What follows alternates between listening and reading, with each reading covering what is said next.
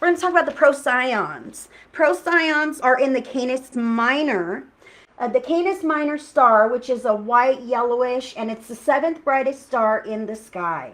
Now, Procyons aid the collective ascension through physical work rather than spiritual work. These are our more technological people, okay, and I'll get there. We'll talk a little bit about. So, one thing about Procyon starseeds, their skin tans really, really well, or not at all. They might have a lack of pigment, which is also something indicative of a Procyon starseed. However, on the opposite of that, if they don't have the lack of pigment, they would tan really nicely and not necessarily burn. Very tenacious, go-getter. They really dream of a futuristic world. They don't change their mind easily. They're very by the book, and they know what it is, and they don't change their mind easily at all. They're very analytical, very mechanically minded. They have an interest in technology and a very strong work ethic. They like to problem solve.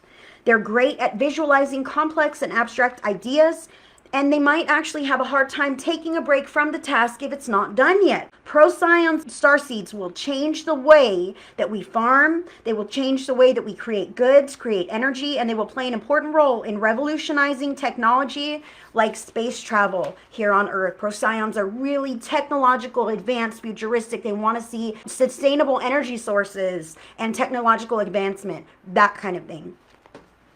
And many Procyons and others, I'm telling you, a lot of starseeds don't remember that they're starseeds, especially ones like this, Procyons that are so by the book and technical. And they may not stop to realize I'm a being from another star system that has advanced knowledge, and that's why I'm so into this, right? That's why I'm so driven, whatever their mission is. A lot of Procyons and even others are so involved in their mission that they don't even realize that they are a starseed.